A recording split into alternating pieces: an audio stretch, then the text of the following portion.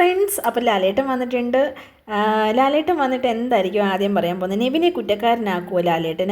നെവിനെ കുറ്റക്കാരനാക്കുവാണെങ്കിൽ എന്തായിരിക്കും നെവിൻ്റെ അടുത്ത് പറയാൻ പോകുന്നത്? നെവിനെ ഇനി മറ്റുള്ളവരെ ആരെയും ഇങ്ങനെ കെട്ടിപ്പിടിക്കുകയും ഇങ്ങനെയൊന്നും ചെയ്യരുത്, അതൊക്കെ ഓരോ വ്യക്തി സ്വാതന്ത്ര്യമാണ്, അങ്ങനെയൊക്കെയുള്ള കാര്യങ്ങളായിരിക്കും നെവിനോട് പറയുമ്പോൾ. എന്തായാലും കിറ്റ് ചെയ്യാനൊന്നും നെവിനോട് പറയാൻ പോകുന്നില്ല.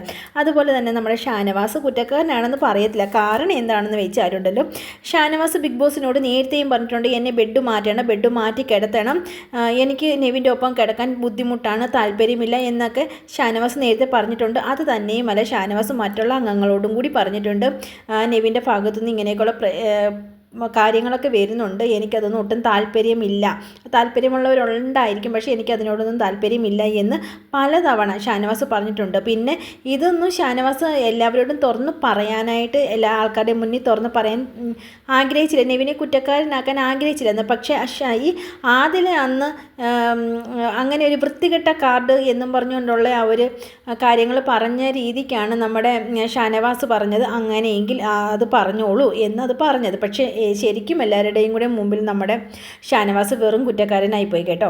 അപ്പം ഇപ്രാവശ്യം റെന എഫക്റ്റഡ് ആകുന്നു എന്നൊക്കെയുള്ള സീനാണ് വന്നുകൊണ്ടിരിക്കുന്നത്. സത്യമാണോ അല്ലയോ എന്നറിയത്തില്ല. കാരണം പ്രമോയി ലൈവിനകത്ത് ഒരു കാര്യങ്ങൾ കാണിച്ചു കഴിഞ്ഞാൽ അത് പിന്നീട് അത് കാണുന്നത് വേറെ ആയിരിക്കും.